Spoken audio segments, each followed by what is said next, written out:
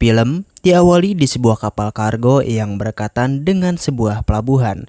Di dalamnya terdapat dua orang yang berniat untuk mencuri minuman keras, tapi sayangnya setelah dibuka mereka justru hanya menemukan gas beracun. Mereka pun tewas mengenaskan dengan muka yang hancur.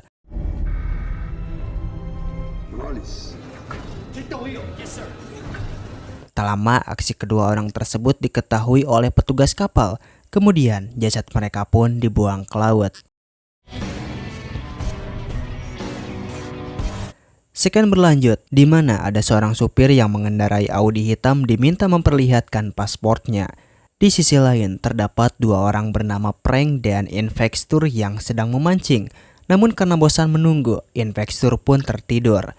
Tak lama dari situ, si supir tadi terkena pemeriksaan kembali. Sementara di jok belakang, petugas juga menemukan seorang wanita bernama Valentina.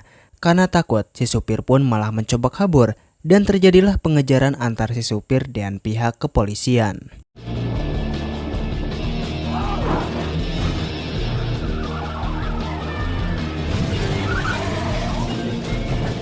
Bersamaan dengan hal itu, Investor ditelepon oleh atasannya untuk menangkap mobil Audi hitam yang tadi berusaha kabur dalam pemeriksaan polisi. Lalu sekian berpindah di bandara Ukraina. Di sana terdapat seseorang bernama Johnson bersama dengan anak buahnya.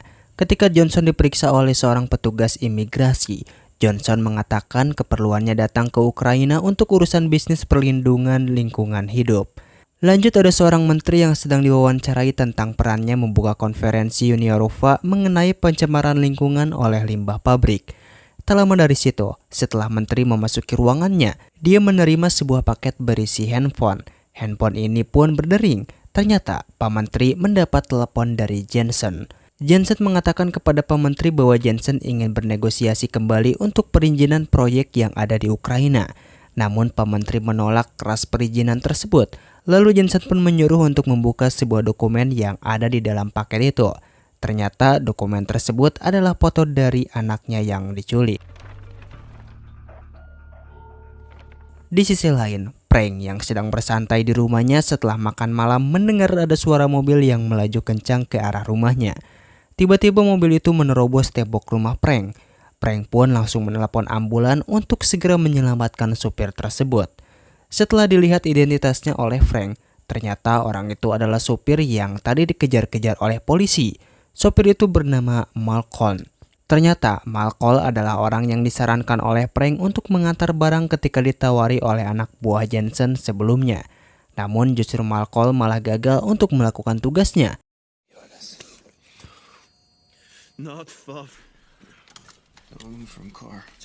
Tak lama dari situ ambulan datang dan memeriksa keadaan Malcolm.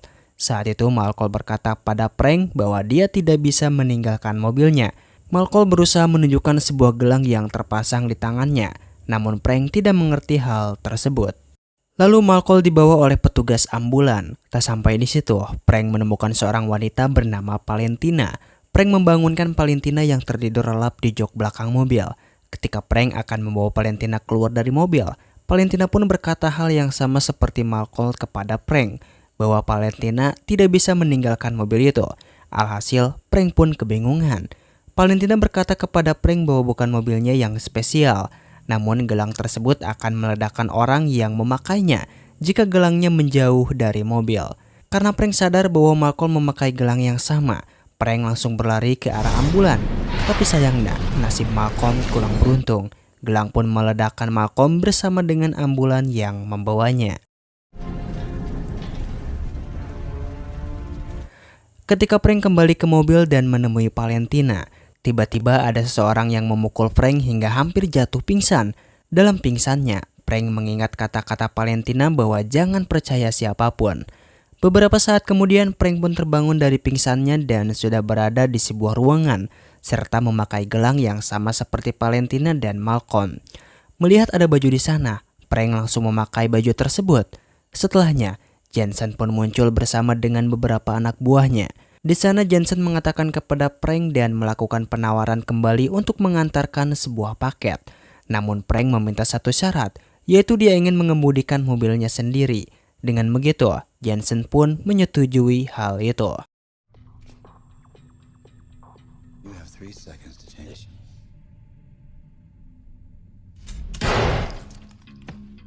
Lalu mereka pun masuk ke suatu ruangan di mana mobil Frank berada. Namun Jensen berkata kepada Frank bahwa Jensen sudah memodifikasi sedikit mobil Frank, terutama di bagian GPS. Jensen juga berkata kepada Frank bahwa Jensen memiliki kesamaan dengan Frank, yaitu Jensen tidak perlu mengetahui nama dan hanya melihat bayarannya, karena mereka pasti akan dibayar, ujar Jensen. Lalu ketika Frank hendak memasuki mobilnya, ternyata Valentina sudah duduk di mobil Frank.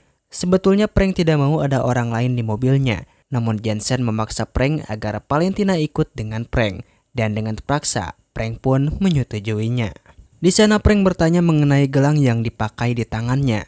Jensen kemudian menjelaskan soal gelang yang dipakai di tangan Frank, yang dimana jika gelang yang dipakainya itu sudah dimasuki beberapa cairan, kalau 25 meter menjauh dari mobil, lampu kuning akan menyala, menandakan bahwa cairan pertama telah siap. 50 meter menjauh dari mobil, lampu oranye akan menyala dan cairan kedua akan masuk ke dalam kotak. Dan 75 meter menjauh dari mobil, lampu merah akan menyala sehingga gelang pun akan meledak. Tak lupa Jensen pun memberikan sebuah handphone kepada Frank yang di dalamnya terdapat satu nomor, yakni nomor telepon Jensen, dan juga dia memberikan sejumlah uang untuk kebutuhannya selama perjalanan.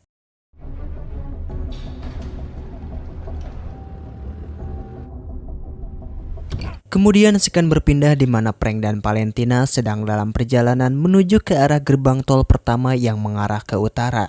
Ketika Frank menanyakan apa yang terjadi sebenarnya, Valentina tidak berkata apapun. Di sisi lain, terlihat seorang nahkoda meminta izin untuk menurunkan kargo yang ada di dalam kapalnya. Namun pihak pelabuhan menyuruh kapal itu untuk menunggu di Ajungan. Lalu kita juga diperlihatkan dengan investor yang sedang mengolah TKP di rumah Frank. Di sana investor nampak kebingungan kemana Frank pergi. Sementara itu di lain sisi, Pak Menteri yang khawatir menyuruh anak buahnya untuk mencari putrinya Valentina tanpa harus pihak pemerintah mengetahui pergerakannya.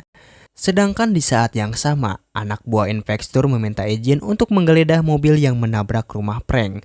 Investor pun memberikan izin, namun kejadian tak terduga menimpa sopir yang sedang membawa mobil Malcolm. Dan suruhan Pak Menteri itu hanya mengambil GPS dari mobil Malcolm, lalu pergi meninggalkan supir tersebut. How did you know Malcolm? Setelah Frank sampai di gerbang tol pertama yang mengarah ke utara, Frank menelepon Jensen untuk mengetahui tujuan selanjutnya. Jensen pun memberikan kode kepada Frank bahwa selanjutnya Frank harus menuju ke Budapest. Dalam perjalanan, Frank tiba-tiba memberhentikan mobilnya dan meminta kepada Valentina agar mengulang perkenalannya dengan baik. Valentina justru menanyakan tentang aturan pertama Frank, yakni tidak boleh menyebutkan nama dalam pekerjaannya. Tetapi Frank kali ini menghilangkan aturan tersebut. Ketika Frank mengenalkan namanya, Valentina justru masih enggan memberitahukan namanya. Setelah Frank mengatakan bahwa dirinya dan Valentina sekarang dihadapkan dengan masalah yang serupa serta mereka sama-sama akan dibunuh, barulah Valentina memperkenalkan siapa namanya.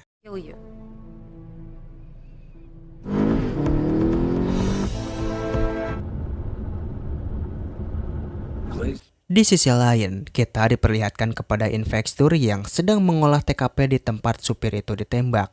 Kemudian, investor mengecek CCTV yang berada di mobil dan menghadap ke depan truk tersebut. Dalam sekejap, investor mengetahui siapa yang menembak supir itu dan juga apa yang diambil oleh anak buah Pak Menteri pada saat itu.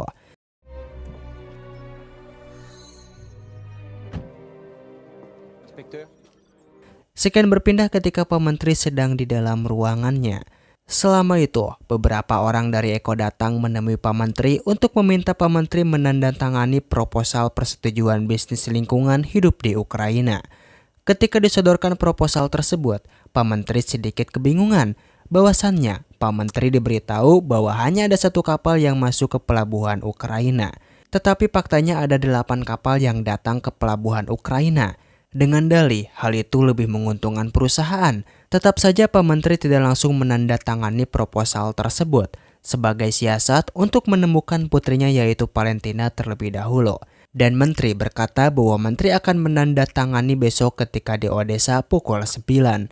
Artinya dia meminta waktu 24 jam sebelum penandatanganan untuk mengecek proposalnya. Lalu orang dari Eko itu menyuruh kapal yang diajukannya tadi menunggu 24 jam.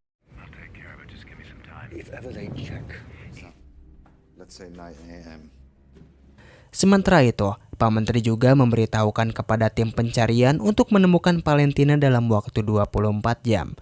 Kemudian sekian lanjut ketika investor sedang meneliti mobil Malcolm. Anak buahnya memberitahu bahwa ada sebuah alat perekam kecepatan di jalan menuju ke Rohdop yang berhasil memoto mobil Mercy hitam yang menembak supir pembawa mobil Malcolm tadi. Seketika itu, investor menyuruh anak buahnya untuk menghubungi kepolisian Jerman. Di sisi lain, Frank dan Valentina sedang melakukan perjalanan menuju ke Bukares. Mereka justru banyak berbicara tentang makanan, karena Valentina merasa lapar setelah menempuh perjalanan yang jauh. Tapi tiba-tiba, Frank membelokkan arah tujuannya untuk mencari seseorang yang tahu tentang gelang yang dipakai oleh Frank dan Valentina. Alhasil, GPS di mobil Frank pun mengirim sinyal kepada Jensen.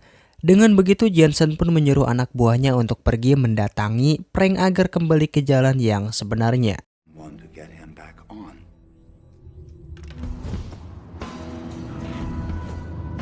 Kemudian Frank bertemu dengan teman lamanya yang bernama Otto. Tanpa banyak lama, Frank langsung menunjukkan gelang yang ada di tangannya itu. Otto memberitahu kepada Frank bahwa gelang itu adalah teknologi terbaru yang didasari oleh daya tarik magnet. Valentina pun memperingatkan bahwa seharusnya Frank tidak melakukan hal ini, tetapi Frank nampaknya menghiraukan peringatan dari Valentina. First you don't talk, now you're offering advice. Usually there's a transmitter plate close by. The invasion plans for Iran? Maybe some other time. Tak lama kemudian, anak buah Jensen pun muncul dan memberikan peringatan kepada Frank untuk kembali melakukan perjalanannya. Namun Frank bersiasat untuk melakukan pengecekan pada mobilnya. Karena anak buah Jensen tidak percaya, maka terjadilah perkelahian antara anak buah Jensen dengan Frank. Frank pun diserang dari segala arah oleh anak buah Jensen. Tetapi karena keterampilan Frank dalam berkelahi, dia berhasil mengalahkan semua anak buah Jensen.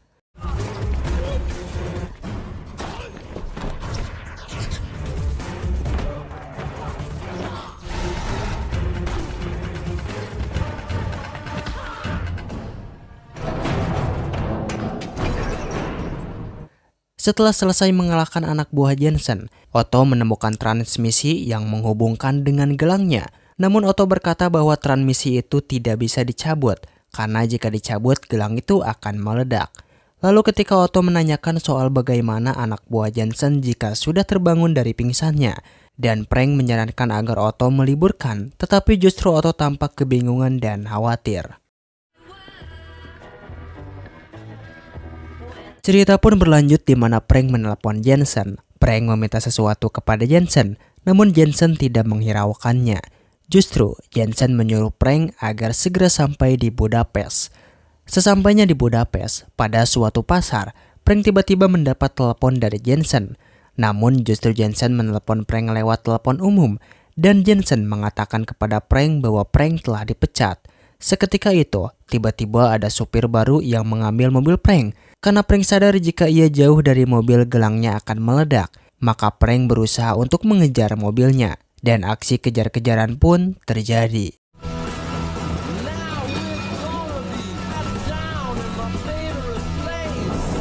Sementara sopir baru itu membawa mobil, Frank mengejar mobilnya dengan sepeda. Di dalam mobil, Valentina juga berusaha untuk menghentikan mobil tersebut dengan cara mengganggu supir baru itu. Tapi untungnya Valentina berhasil menghentikan mobil tersebut dan Frank pun masuk lewat jendela mobil. Dia pun segera menyingkirkan sopir baru di sana. Kemudian Frank menelepon investor dan menanyakan apakah ada informasi terbaru untuk menyelesaikan masalah ini. Investor pun memberitahu bahwa dirinya sedang mencari Mercedes hitam yang berasal dari suruhan Pak Menteri. Karena Frank dan investor tidak tahu dari mana mobil Mercedes hitam itu berasal. Dengan begitu, Frank pun harus menghindari Mercedes hitam tersebut. Setelahnya, Frank meminta bantuan investor agar melacak keberadaan Jensen.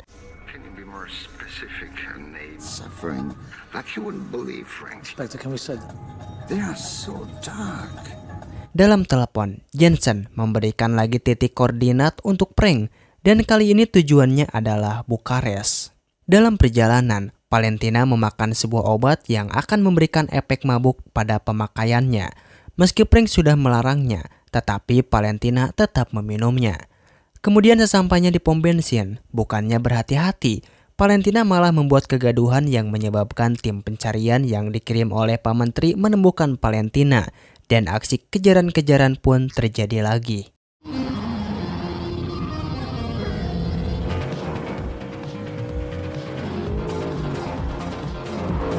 Di dalam aksinya, Frank dihadapkan dengan 2 truk kontainer yang menutup akses jalan, sehingga Frank memiringkan mobilnya agar bisa menyalip di antara kedua truk kontainer tersebut.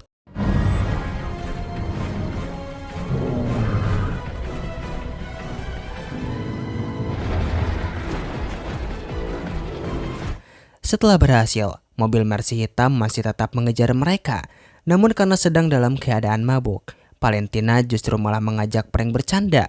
Lalu saat terjadi penembakan ke mobil Frank, dengan terampilnya Frank mengendarai mobil dan merubah posisi mobilnya menjadi tepat di belakang mobil Mercy itu. Dan berakhir dengan mendorong mobil Mercy tersebut jatuh ke sebuah jurang, sehingga aksi kejar-kejaran pun selesai.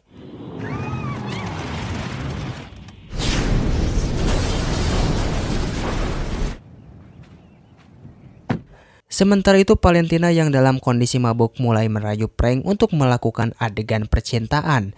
Pada awalnya Frank menolak ajakan itu dan menyuruh Valentina agar tetap fokus kepada masalah yang sedang dihadapi. Ketika Frank mencoba membuka paket yang dibawanya di bagasi mobil, ternyata isi tas tersebut hanyalah buku-buku saja. Frank menyadari bahwa paket sebenarnya adalah Valentina itu sendiri. Tetapi Valentina yang mabuk malah justru mengambil kunci mobil Frank dan masih bersikeras untuk mengajak Frank bercinta. Alhasil dengan sangat-sangat ridho, Frank pun langsung ngegas. Give me the keys.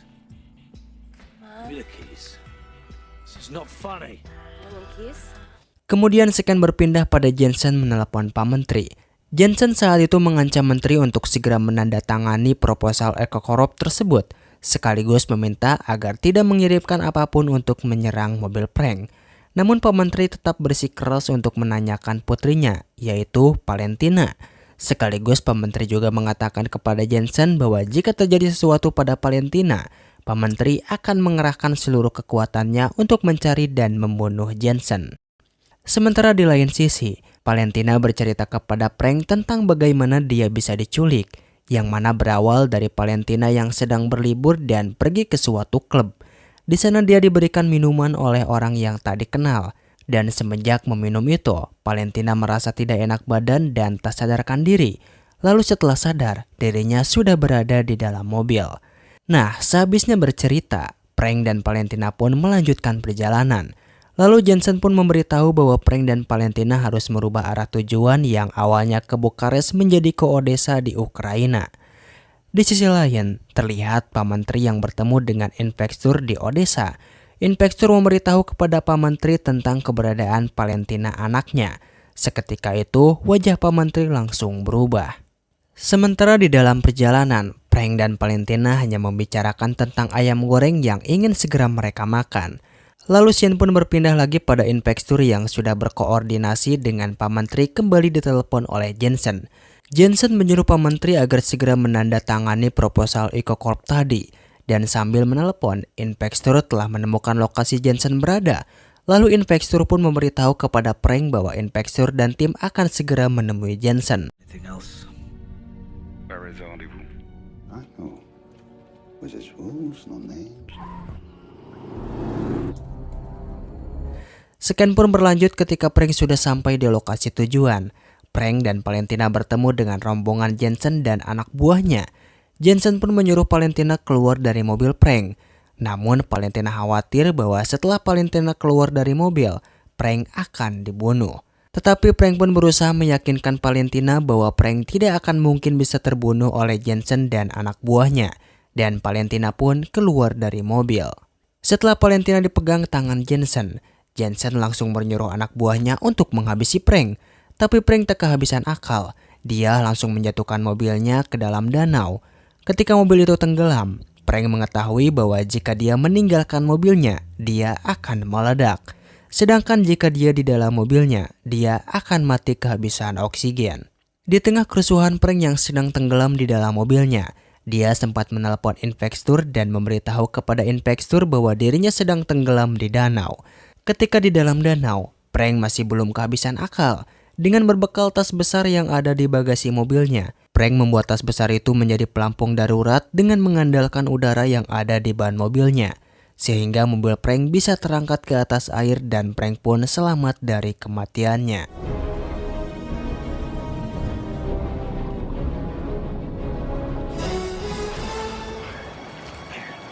Sementara itu, Jensen, Valentina, dan anak buahnya pergi ke stasiun kereta dan berencana untuk kabur menggunakan kereta.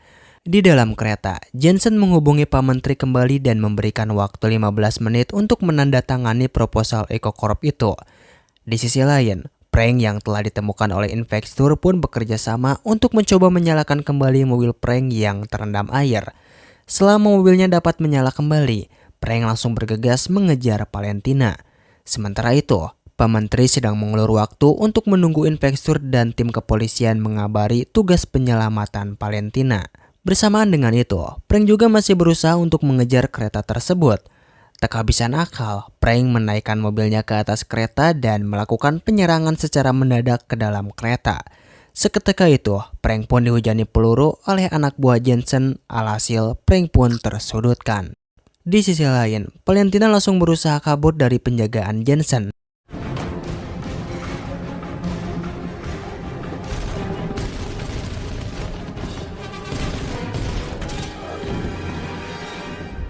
Ketika Prank berhasil mengalahkan anak buah Jensen, Prank langsung berjalan mendekati Jensen. Namun sayangnya, gelang itu sudah siap meledak jika Prank maju selangkah lagi. Alhasil, Jensen melepaskan pengait gerbong antara Prank dan Jensen. Belum sampai di situ, Prank berlari dan kembali ke dalam mobilnya untuk menabrakkan mobil Prank ke dalam gerbong Jensen. Dengan begitu, perkelahian pun terjadi antara Prank dan Jensen.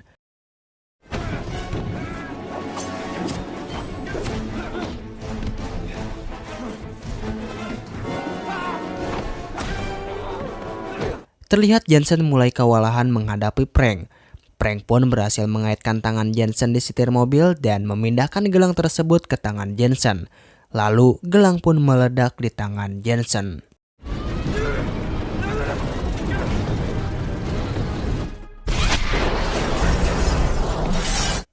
Tak lama dari situ, kereta pun berhenti. Sementara itu, Pak Menteri telah bersiap untuk menandatangani proposal tersebut. Namun tiba-tiba mendapat telepon dari Infekstur. Infekstur mengatakan bahwa Valentina sudah aman. Dan dengan segera, Pak Menteri pun langsung menyobek proposal EcoCorp tersebut.